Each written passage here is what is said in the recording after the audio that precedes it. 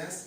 Nuestro tema de hoy es la materia, seguimos con la materia, propiedades y cambios. Dentro de esta vamos a tener, de la materia, tiene dos tipos de propiedades, las generales y las específicas.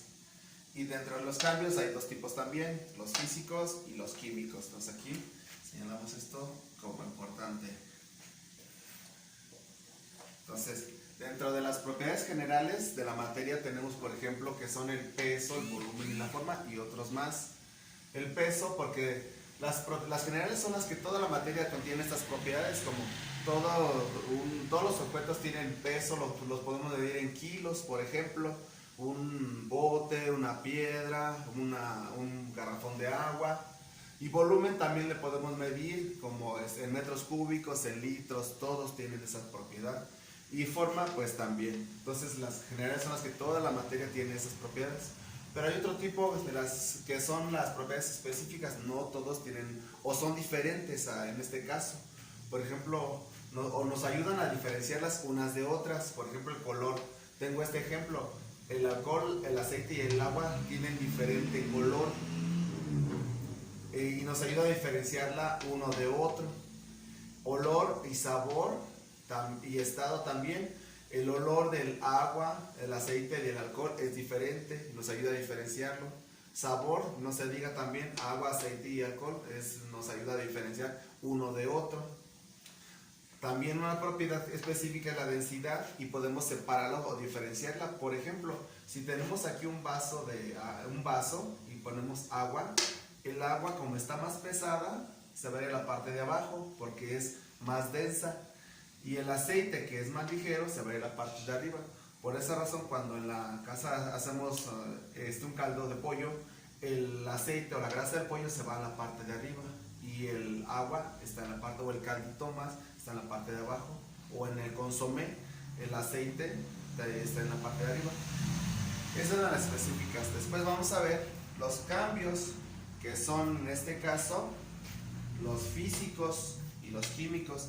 En los físicos no hay cambio en la composición cuando pasas de un estado a otro.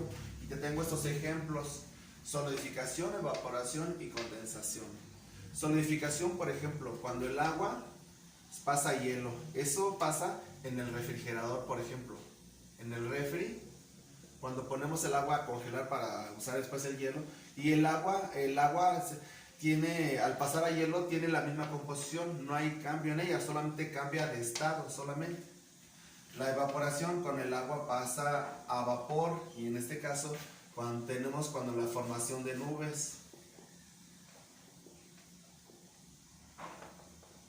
Entonces a eso llamamos evaporación, y que ahorita se da en nuestro municipio.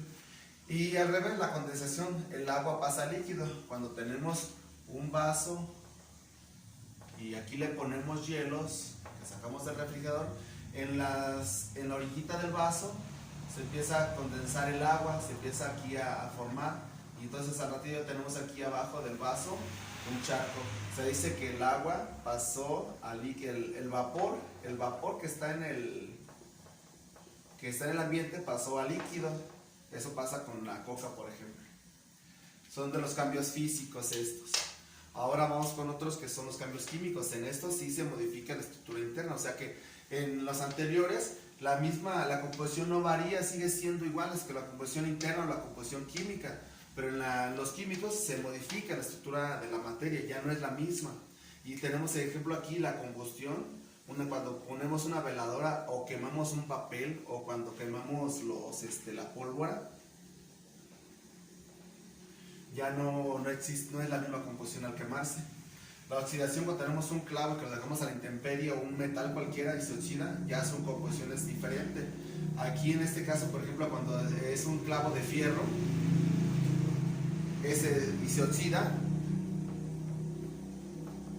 entonces se forma otro compuesto, el fierro más el oxígeno, y se forma el óxido de fierro. Entonces la composición cambió, ya no era puro fierro, sino óxido de fierro. Otro ejemplo, tenemos la fotosíntesis. Las plantas toman el CO2 del ambiente y lo pasan a formar celulosa, o sea, unos compuestos mucho más grandes que esta parte. Bueno, habría que ver aquí que hay que ponerle agua y aire también. Entonces estos tres compuestos, aquí el CO2, el agua y el oxígeno y otros compuestos pasan a formar la estructura de planta, que es la celulosa, y es diferente composición a lo anterior. Vimos entonces en este tema, repito, las propiedades generales y específicas y los cambios, los físicos y los químicos.